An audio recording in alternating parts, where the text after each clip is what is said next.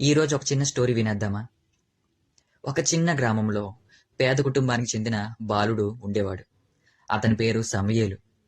అతని తండ్రి ఒక సాధారణ కార్పెంటర్ అండి. వారు బాగా పేదవారు కానీ దేవునిపై గాఢమైన నమ్మకం ఉండేది.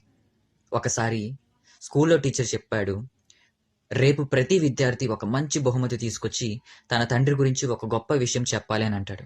తర్వాత రోజు క్లాస్ రూమ్లోని అందరూ మంచి మంచి వస్తువులు తీసుకొని వస్తారు. కానీ సమూయేలు మాత్రం ఖాళీ చేతులతో వచ్చాడు. టీచర్ అతని దగ్గరకు వచ్చి అడుగుతాడు, సమూయేలు, నీ తండ్రి నీకేమి ఇవ్వలేదా అని చెప్పి. కానీ సమూయేలు నిశ్శబ్దంగా ఉండిపోయాడు.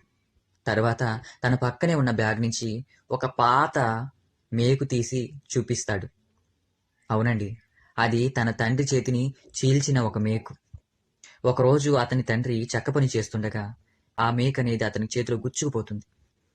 రక్తం దారలాగా కారిపోతుంది. అయినా సరే ఆ బాధను భరించి ఇంటికి వచ్చి ఆ బాధ తెలియకుండా తన కొడుక్కి ఆ యొక్క అన్నం తినిపించడం జరిగిందనమాట. సమూయేలు కన్నీటితో ఇలా చెప్తాడు, ఈ మేకు నా తండ్రి ప్రేమను గుర్తు చేస్తుందండి. ఆయన బాధ అనుభవించాడు, కానీ నాకు ఇంటికొచ్చి ఆహారం తినిపించాడని చెప్పి చెప్తాడు.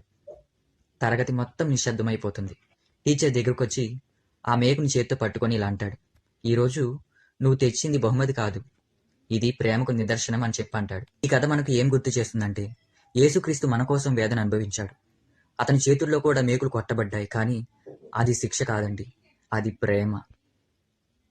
యెషయా గ్రంథం 53:5 ఉంటుంది.